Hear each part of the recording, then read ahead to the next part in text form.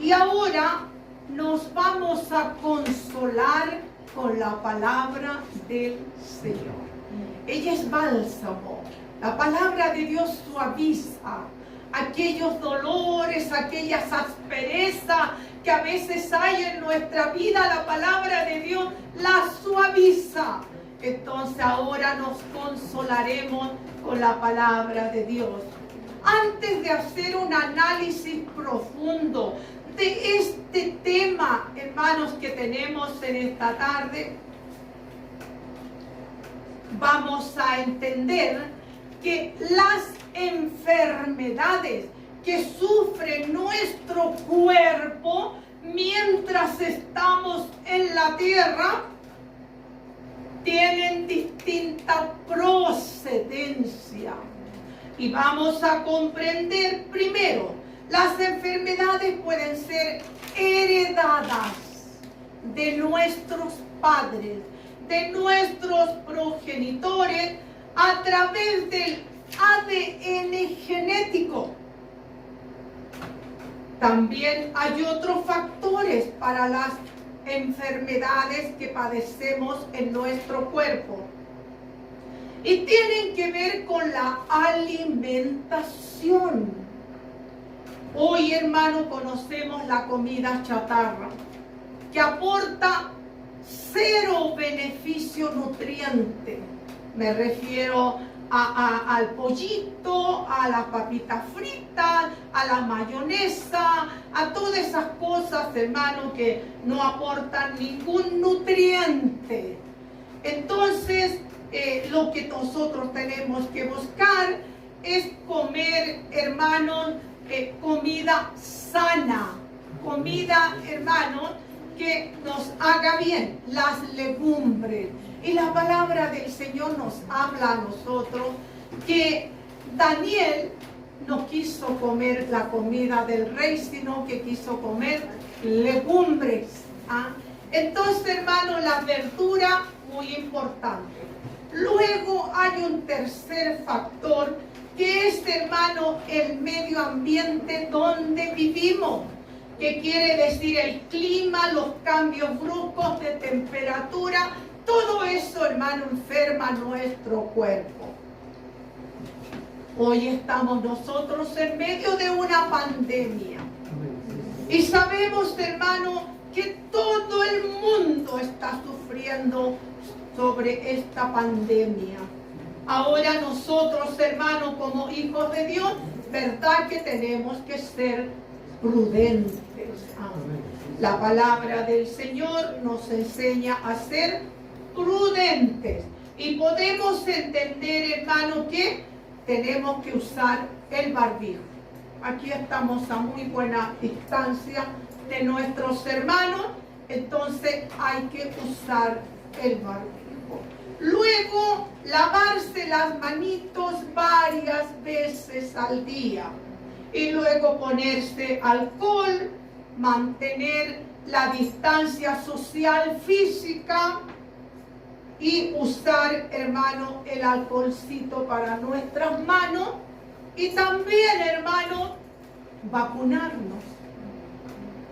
Hay gente que le tiene mucho miedo a la vacuna y que dice que van a poner un chip, un montón de cosas, pero tremendas cosas. Bueno, aquí queda la enseñanza. Vamos a analizar, hermano, algunos casos de enfermedades que todos vamos a padecer estando en este cuerpo. Para que no le estemos diciendo al Señor, Señor, pero yo soy tu hijo, ¿por qué me enfermo? ¿Por qué? Somos hijos de Dios, pero estamos en un cuerpo en esta tierra.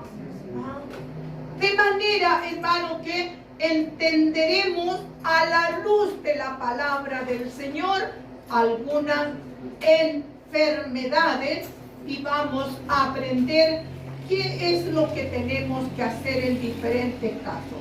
Los evangelios nos dicen que en el tiempo de Jesús había muchísima gente enferma, pero muchísima.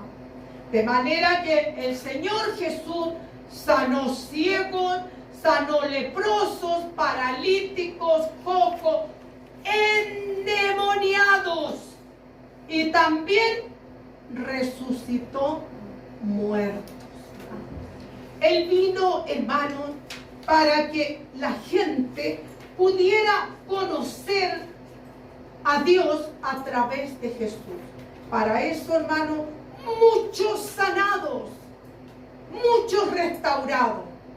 Ahora Jesús no está corporalmente en cuerpo humano entre nosotros. No está.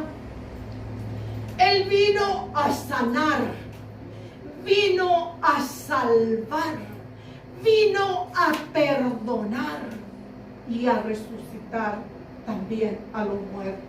Entonces, hermano, ahora, ¿qué pasa con los enfermos si ya no está Jesús entre nosotros corporalmente para ponerle barrito en los ojitos o para sanarlo? No está. La palabra del Señor nos dice, hermano, que la misión quedó encomendada a nosotros, sus hijos. La palabra del Señor dice, en mi nombre pondrán sus manos sobre los enfermos y los enfermos sanarán. Nosotros tenemos la misión ahora de orar por los enfermos, sabiendo, hermanos, que el Señor hará conforme a su voluntad.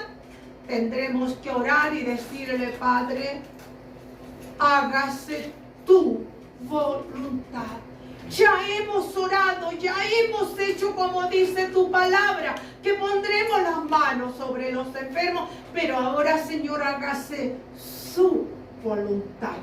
Entonces, hermanos, entendemos que la palabra del Señor nos ha dado a nosotros la autoridad para orar por los enfermos. Y todo, dice Juan 14:13, todo lo que pidieres al Padre en mi nombre, lo haré para que el Padre sea glorificado. De manera, entonces, hermanos, que tenemos nosotros esa misión que cumplir delante del Señor. En el nombre de Jesús, orar y pedirle al Señor que Él haga su voluntad. Veremos, hermano, un caso interesante a la luz de la palabra de Dios. Y tenemos que entenderlo, porque fíjese usted que los discípulos no lo entendieron. Y le dijeron a Jesús cuando estaba con ellos. Esto está en Juan, hermano, 9:1. Mientras Jesús caminaba, se acercaron sus discípulos y vieron, hermano, dice, a un ciego de nacimiento, una persona que nunca había visto. Y le dijeron a Jesús: Maestro, ¿quién pecó para que él naciera ciego? ¿Pecaron sus padres? ¿Quién pecó para que naciera ciego? Jesús le responde: ni él pecó, ni sus padres, sino es para que la gloria de Dios sea manifestada en este varón. Y el varón, hermano, fue sano, ese ciego de nacimiento. De manera, hermano, que los discípulos creían que los hijos pagaban el pecado de los padres. Creían que los padres pagaban el pecado de los hijos. Vamos a entender a la luz de la palabra. Éxodo 25, estamos hablando del Antiguo Testamento. Dice el Decálogo, los 10 mandamientos, hablando de los ídolos. Dios el Padre, hablando de los ídolos. No te inclinarás ante los ídolos o ante las imágenes. No las honrarás, porque yo soy Jehová, fuerte y celoso. No las honrarás, no te inclinarás a ella, porque yo soy fuerte y celoso. Escuchen, que visito o castigo la maldad de los padres sobre los hijos hasta la 3ª y 4ª generación. Escuche por favor, de los que me aborrecen. No entendían los discípulos, por eso, ¿quién pecó, Señor? Como dice el Decálogo, ahí que pagarán los hijos por los padres. Entonces, ahora Jesús les enseña, y el Padre les enseña, y Jesús ahora a los discípulos les dice, hermano, de que pagarán los que aborrecen a Jesús. ¿Por qué, hermano? ¿Quiénes son los que aborrecen a Dios? Los idólatras, que saben que no tienen que adorar a los ídolos y los adoran. Luego, hermano, entendemos que Él visitará el pecado de los padres sobre los hijos, porque los padres no les enseñaron que hay un solo Dios y un solo mediador, y lo guiaron ellos por los ídolos. Ellos los guiaron hacia los ídolos. Por lo tanto, visitará la maldad de aquellos que le aborrecen. Hermanos, yo amo a Dios. Yo no tengo nada que ver con los ídolos. Por eso les digo a ustedes que a una iglesia católica a mí no me van a meter ni a empujones. Ni menos yo voy a ir a la misa de 10 días, de un año, de 8 días. ¿Qué tengo que hacer ahí yo? Nada. Nada tengo que hacer. De manera, hermanos, que serán castigados aquellos que aborrecen a Dios. Los idólatras. Nosotros tenemos un solo Dios y es el creador de todas las cosas. Amén. Y luego dice, hermano, y con los que me aman haré gran misericordia. Con los que me aman. ¿Quiénes aman a Dios? Yo amo a Dios. Yo amo a Dios, hermanos. Amén. Le amo al Señor. Él hará misericordia conmigo. Hará misericordia con usted. Porque dice, y haré gran misericordia con los que me aman y guardan mis mandamientos. Estamos procurando guardar los mandamientos del Señor. Por eso cada día en oración pedimos, Señor, ayúdame para cumplir con tu palabra, para cumplir con lo que Dios manda, los mandamientos del Señor. Entonces nos queda clara, hermano, esta advertencia, que a los que aborrecen a Dios, la maldad será hasta la 3ª y 4ª generación de los que me aborrecen, y la misericordia será sobre los que me aman. Bendito y alabado sea el Señor. Amén. Ezequiel, en el Antiguo Testamento, capítulo 18, versículos 18, 19 y 20, dice, hermano, acá: ningún hijo cargará o pagará por el pecado de su padre. Luego dice, y ningún padre pagará por el pecado de su Hijo. Nos dice a nosotros, los que amamos al Señor. De manera, hermanos, que cuando son pequeños tenemos todo el deber de traerlos a la iglesia, de enseñarles el camino de Dios. Cuando ya crecen y son mayores de edad y buscan otro camino, no el que el papá le enseñó, el que la mamá le enseñó, ahora corre por cuenta de ellos, no de nosotros. Ya les enseñamos, ya los guiamos. Por lo tanto, hermano, yo no voy a dar cuenta por mis hijos, ni usted tampoco. De manera que podemos entender que Dios es justo, justo, justo. Entonces, hermano, la palabra del Señor dice en Romanos 14:12, de manera que cada uno de vosotros dará cuenta de sí a Dios. Cada uno. No yo por mis hijos, no, ni ellos por mí, sino cada uno. Entonces, hermano, es importante enseñar la palabra del Señor a tiempo. No podemos ignorar lo que dice la Biblia. Escuchen, hermano. ¿Saben ustedes que Satanás también hiere con enfermedad? Sí, sí, hermanos, tengo argumento bíblico. Hiere con enfermedad. Por eso es que cuando algún hermano viene acá al altar enfermito, yo oro por él, lo unjo y le digo, en el nombre de Jesús, todo espíritu inmundo sale en el nombre de Jesús.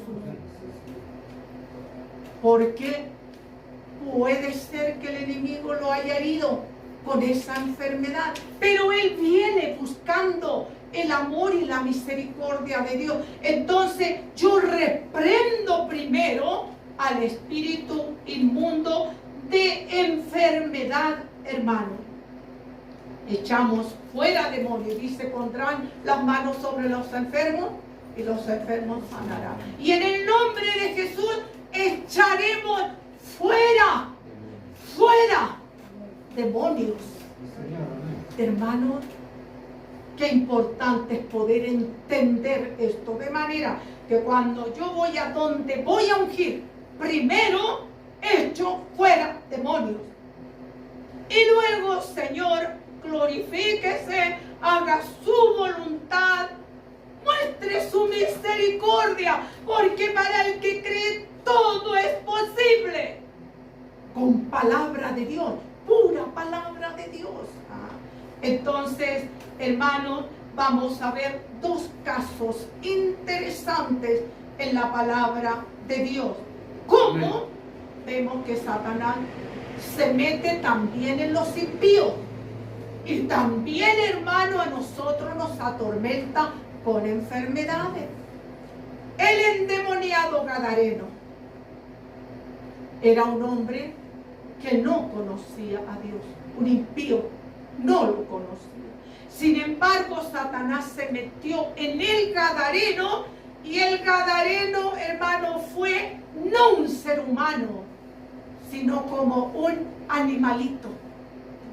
Dormía en los sepulcros, andaba por las calles gritando, hermano, totalmente trastornado por el enemigo. Bendito sea el Señor, que llegó Cristo a la vida del gadareno. Y Jesús, hermano, reprendió no al gadareno, sino al espíritu malo que había en el gadareno, y lo echó fuera, hermano. Este varón que hacía incoherencia al comienzo, sin embargo, hermano, tuvo ahora en el Señor, por la misericordia de Dios, la capacidad de razonar, porque salió de él el espíritu malo. Por eso, hermanos, nosotros no reprendemos a la persona, sino al espíritu malo que está apoderándose, angustiándolo, afligiéndolo. Ahora, hermanos, entendemos nosotros lo que dice Marcos 5:8. Jesús dijo estas palabras: sal de este hombre, espíritu inmundo. Entonces no reprendió al gadareno, sino al espíritu inmundo. Entonces entendemos que es posible que el enemigo atormente a un hijo de Dios con enfermedad. Es posible. Por eso el Señor nos manda a que estemos velando y orando para que Él no se meta, cubriéndonos, hermanos, en la sangre del Señor. Efesios 6:12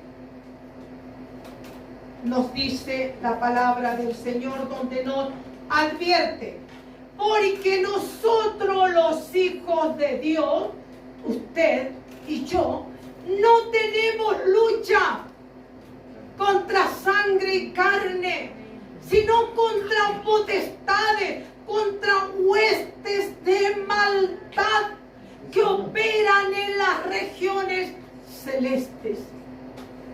Ve, hermano, que tenemos que estar nosotros preparados, apercibidos y cubrirnos en la sangre del Señor. Amén. Yo aprendí, hermano, muy jovencita, que había que decir: cúbreme en tu sangre bendita, Señor, ante un peligro, ante un problema, o ante un dolor, o ante una aflicción. Cúbreme en tu sangre bendita, Señor.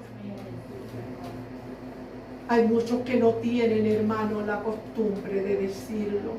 Si no sabe qué dicen cuando algo, ¡ay, ay, ay, ay, ay, ay! No diga: cúbreme en tu sangre bendita, Señor.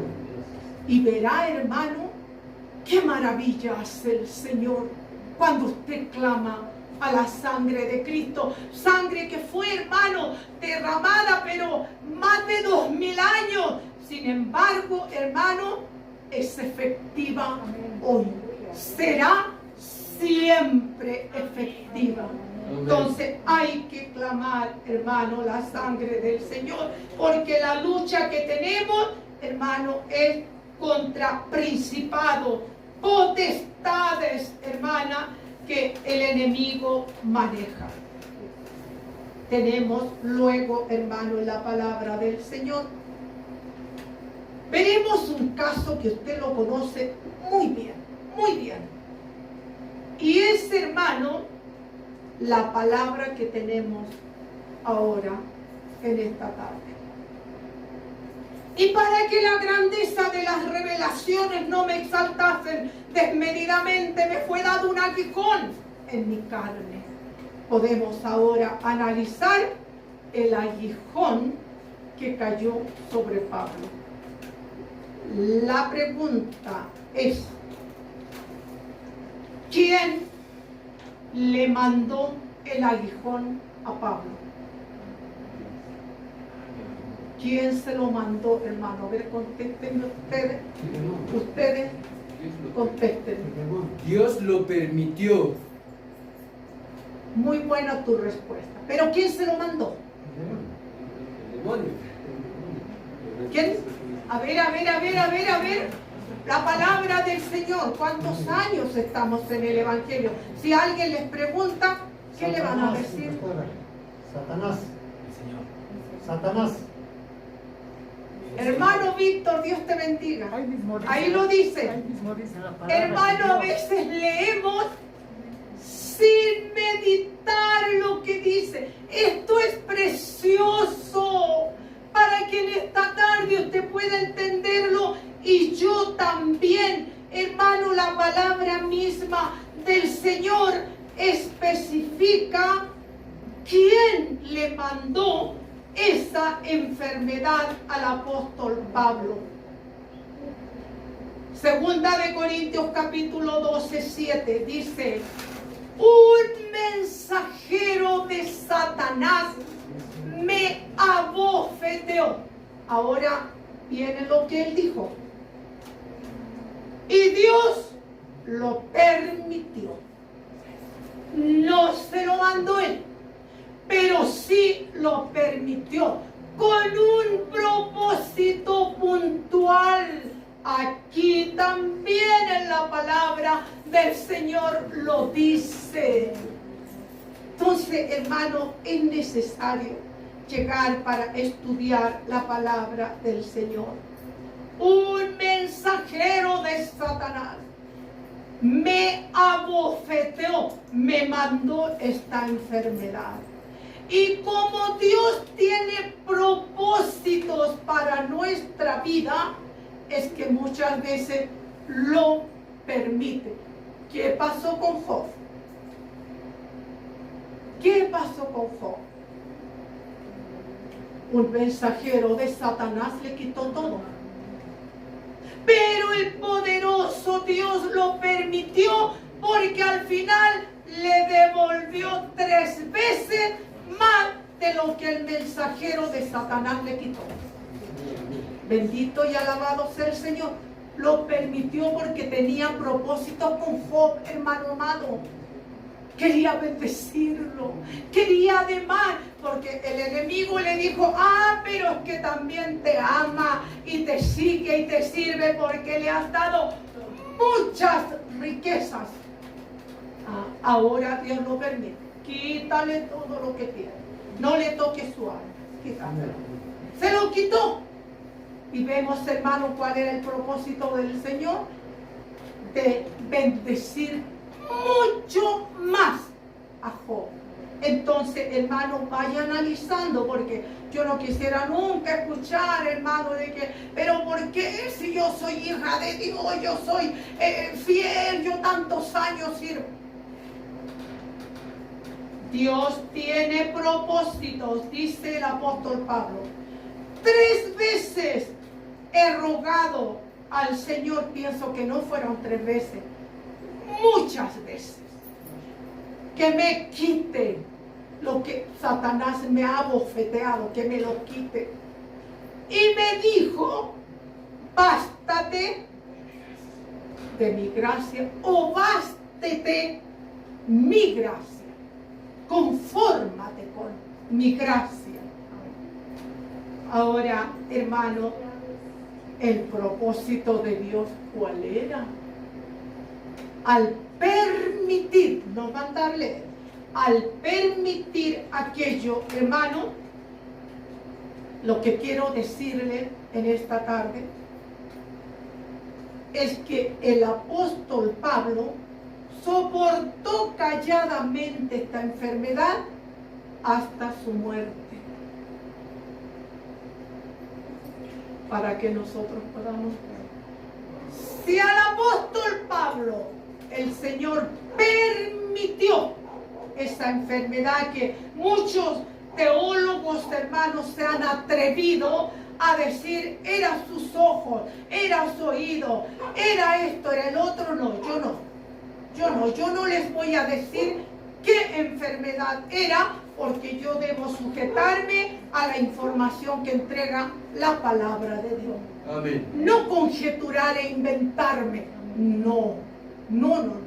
Entonces, hermano, ahora, ¿por qué Dios lo permitió? Podemos, hermano, leerlo también en la palabra del Señor.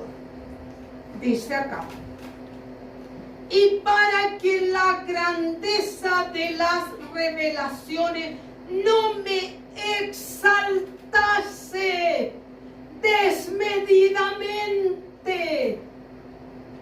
Ahora, ¿qué revelaciones? En el 12 vemos, hermano, que él tuvo una revelación.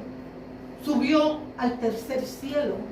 Aquí dice, conozco a un hombre en Cristo que hace 14 años y en el cuerpo no lo sé. Si fuera del cuerpo no lo sé. Dios lo sabe, fue arrebatado hasta el tercer cielo. Y conozco al tal hombre, si es en el cuerpo, fuera del cuerpo no lo sé, que fue arrebatado al paraíso, donde oyó palabra inefable que no le es dado expresar al hombre.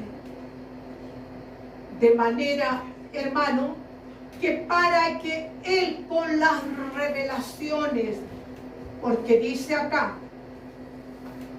y para que la grandeza de las revelaciones, ¿cuál revelación? Que subió al tercer cielo y allí llegó, hermano, al paraíso, dice.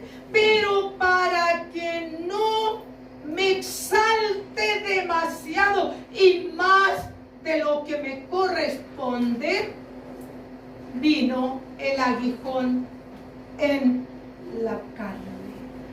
Ese era el propósito que tenía Dios, que Él no se exaltara desmedidamente, que no hubiera orgullo en Él. Hermano, esto es muy interesante, analizarlo parte por parte es muy lindo.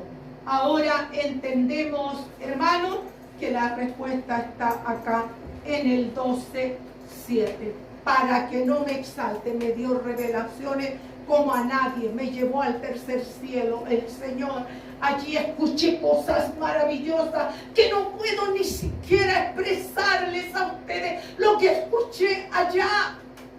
Hermano, si podemos decir, tal vez fue el único que subió hasta el tercer cielo, porque la Biblia lo dice que hay otro. Pero el Señor permitió para que Él no se enorgulleciera como que fue el único. Tremendo este, hermano, en la palabra del Señor lo que podemos ver. Para que no se exalte, para que el apóstol Pablo no permita que el orgullo haga presa de él. ¿Cuántos cristianos han caído de la gracia de Dios porque se han puesto orgullosos? No, yo soy el único, no, si yo no predico, no va a estar. Mire, que una oportunidad, recuerden que vino un varón de Estados Unidos. Este niño creció acá en la iglesia y posteriormente se fue a Estados Unidos con su mamita. Y cuando estuvo allá, participó de todas los grupos de muchachos, ¿cómo se llama? Las pandillas. Por todas las pandillas, su mamá, hijo, yo te crié en el Evangelio, hijo, yo te crié en el Evangelio. Murió la mamá y él recién ahora acepta realmente a Dios y se convierte. Y para poder, hermano, predicar, él entró a la universidad o el instituto Harvard en Estados Unidos. Aprendió conforme le enseñaron allá a predicar, y cuando le entregaron su título dijo: voy a ir a Bolivia y de Bolivia voy a empezar predicando para que vean que ahora tengo título de pastor, yo que estuve en tantas pandillas. Bueno, llegó aquí y me dice a mí: pastora, ¿usted se acuerda de mí? Ya terminando el servicio. No, le digo, no sé quién eres.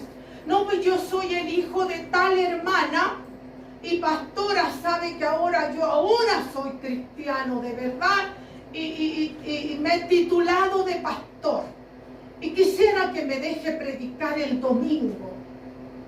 Me acordé y le dije: claro, me acuerdo, eras un niño de 6 años, 7 años, 8 años, de ahí ya no te vimos más.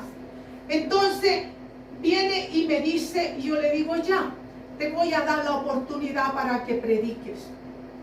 Y me dice: porque ahora yo tengo título de pastor, me dice el muchacho. Y no sabe usted lo que Dios va a hacer el domingo. Eso me cayó, hermano, muy mal. Muy mal. Porque el Espíritu Santo hace en el momento como Él quiere. Como el Espíritu Santo quiere, no como yo quiero. Bueno, llegó temprano y yo por aquí, por esa rendijita, lo estaba mirando qué estaba haciendo antes del culto. Y lo vi, ¿sabe qué estaba haciendo? Tomó el micrófono se bajó para allá, lo estiró y se movía para allá y se movía para acá hasta donde el micrófono daba. Y yo lo estaba mirando. Yo pensé que estaba orando para que el Señor haga maravillas. No, no estaba orando. Hermano, se subió al púlpito, seguramente dijo, voy a empezar por Bolivia porque los bolivianos no saben nada, ignoran muchas cosas y me van a escuchar y me van a encontrar bonito.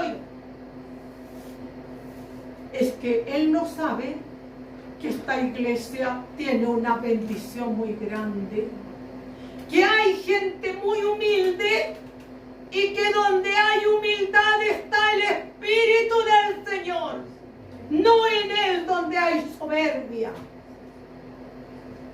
Y se paró a predicar y empezó a hablar, hermano, una pena. No podía ni adelante ni atrás, ni adelante ni atrás.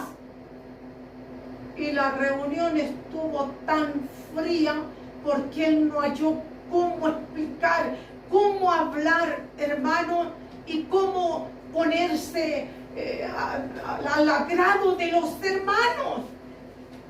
Total, hermano, que ya no pudo predicar y contó el testimonio de que él estuvo en pandillas y que ahora tenía título de pastor y en fin, hermano, si la gracia de Dios no está en el hombre, en vano puede esforzarse humanamente todo lo que quiera. Al apóstol Pablo, permito la enfermedad que tienes, le dijo, pero te voy a dar de mi gracia. Te voy a dar de mi gracia. No lo dejó solo, le dio la fuerza para que sobrellevara la enfermedad por todo el tiempo que el Señor lo permitiera. Hermano, qué importante es la gracia de Dios en nuestra vida. A veces, Señor, sáname, sáname, sáname. Y el Señor quiere darte de su gracia a cambio. Bendito sea el Señor.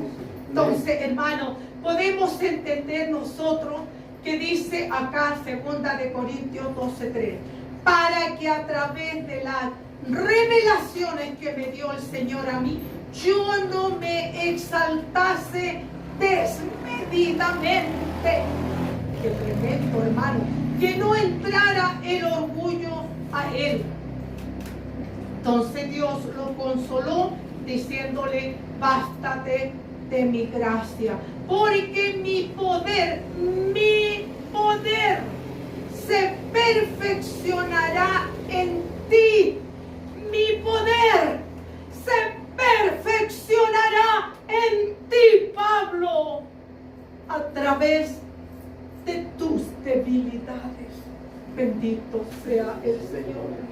¿Qué debilidades? Sus dolores. Cuando le venían los dolores, la debilidad de la carne hacía, hermano, de que en el espíritu esté fuerte y sea capaz en el dolor de alabar y glorificar a nuestro Dios. De manera que entendemos, hermano, que la gracia de Dios es una manifestación espiritual que Dios derrama sobre sus hijos, solo sobre sus hijos. ¿Qué es, hermano, la gracia de Dios? Una unción fresca. Bendito Dios. La misericordia de ayer fue de ayer. Hoy yo le he pedido al Señor misericordia para hoy. Lo mismo es. La unción fue de ayer o de anteayer, pero cada día tenemos que pedir unción fresca, hermanos. Y esa es la gracia de Dios en nuestra vida. Ahora entendemos, hermano, que el apóstol Pablo dice en el 12:9: de buena gana o con muy buena voluntad, alabaré a Dios en mis debilidades. Cuando este cuerpo se pone débil y enfermo, yo voy a alabar a Dios en mis debilidades, para que el poder de Dios repose en mí. Maravilloso. Yo encuentro maravillosa esta palabra, que a veces la hemos leído, la sabemos de memoria, pero tal vez no la sabemos interpretar. Por eso me gozo en las debilidades, decía, en afrenta, en humillaciones. Me gozo cuando me humillan, decía el apóstol Pablo. Y puedo gozarme por la gracia que Dios ha derramado en mí. Bendito sea el Señor. No nos quejemos, no nos enojemos con Dios, sino dame de tu gracia para sobrellevar esto. Dame de tu gracia, que me pueda gozar en las debilidades, en las enfermedades de este cuerpo. Dice, por eso me gozo en la debilidad, en afrenta, humillaciones, necesidad, persecución y angustia. Me gozo, porque cuando soy débil en mi carne, por los dolores corporales, entonces soy fuerte en el espíritu. Bendito sea el Señor. En 2 Corintios 12:6 estamos en la palabra. Dice, sin embargo, dice el apóstol Pablo, si quisiera enaltecerme, escuche bien, o gloriarme, que como yo no hay, nadie ha subido al tercer cielo, ninguno de ustedes, ni nadie subirá, yo solamente. De manera que cuando quiera enaltecerme y gloriarme yo, sería insensato o necio.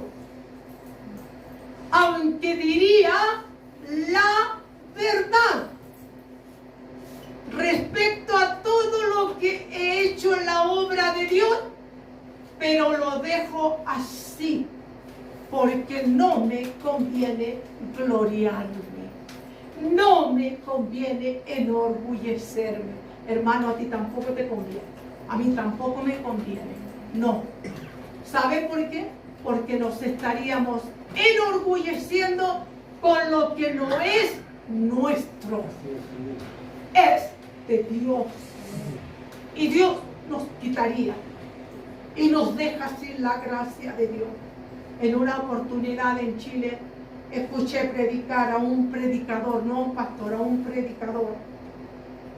Y el predicador, hermano, parece que leyó apurado un versículo para poder predicar, tal vez trabajándolo, dejó para el último, porque cuando uno tiene la prédica, prepárese con tiempo, lea, relea, lea bien, trate de entender. Entonces leyó a última hora y su exposición fue muy pobre espiritualmente. Y una hermanita anciana sentada, ¿sabe qué hacía? Dale de tu gracia, Señor. Dale de tu gracia, Señor. Imagínense. Porque no estaba la gracia de Dios en el hermano, porque tenemos nosotros que estudiar la palabra de Dios. Entonces, hermano, lo que dice Primera de Corintios 15:9. Porque yo, dice el apóstol Pablo, soy el más pequeño de los apóstoles. Para mí, era el más grande, porque predicó en toda el Asia. Él nos dejó, hermano, las epístolas, Él nos dejó las cartas, Él nos dejó doctrina, hermano, mucha doctrina. Sin embargo, como dijo, no me conviene gloriarme, entonces yo soy el más pequeño de los apóstoles, porque el Señor primero llamó a todos sus discípulos y al último me llamó a mí como a un abortivo, como a uno que no tenía que vivir, porque perseguí la iglesia del Señor. Me llamó a mí al último como a un abortivo. Tremendo, hermano, nos da tanta enseñanza este varón, hermano. Y luego vemos, por eso todo lo que soy es por la gracia de Dios. Y él lo dijo, por la gracia de Dios soy lo que soy. Error de ese misionero que venía con título y con cartón.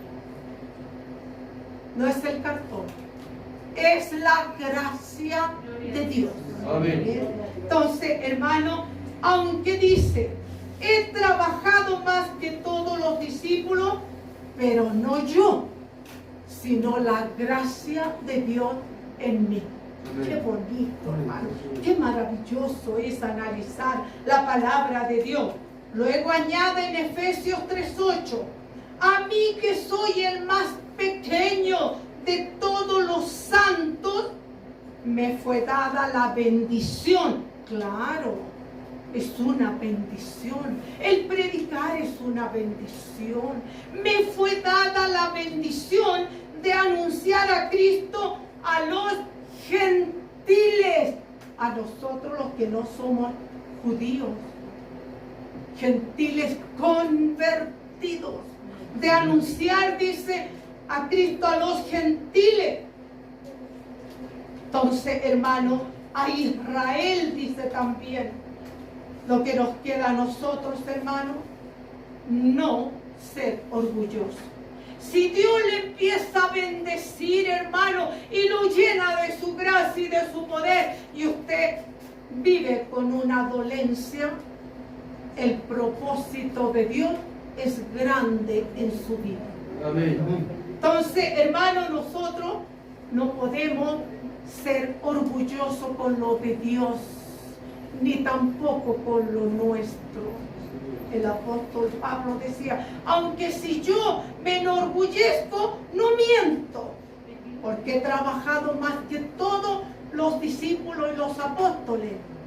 Pero como no me conviene enorgullecerme, entonces la gracia de Dios en mí es la que ha hecho que yo pueda predicar, dice el apóstol Pablo. Entonces, hermano, cada uno de nosotros entendamos que el aguijón tenía un propósito, para que no se enorgulleciera, se creyera más de lo que tiene que creerse, porque si Dios hace algo con usted y conmigo, es para su gloria. Amén. Para su honra, para que sea Él glorificado. Amén. Siempre que predico digo, orando sola, Señor, glorifica tu palabra, glorifica tu nombre, y a mí tenme misericordia. Que Dios nos bendiga. Amén. Oremos al Señor. Padre, en el nombre de Jesús, le damos gracias porque en su amor y misericordia hemos podido entender lo que muchos no entienden aún. Gracias, Señor, porque solamente su misericordia para con cada uno de mis hermanos que esta tarde han llegado a su casa para aprender, para gozarse, para hacer su voluntad. Bendiga a cada uno de mis hermanos representando su familia. Fortalezcalos, abríguelos en el poder de su Santo Espíritu. Y la gracia suya nos inunde y que nunca nos sintamos orgullosos de algo que ha sido dado por misericordia. Le ruego que bendiga cada familia, cada hogar de los que están esperando en casa, sean bendecidos también. Le damos gracias y pedimos su bendición en el nombre del Padre, del Hijo y del Espíritu Santo. Amén. Gloria a Dios, gloria a Dios, gloria a Dios.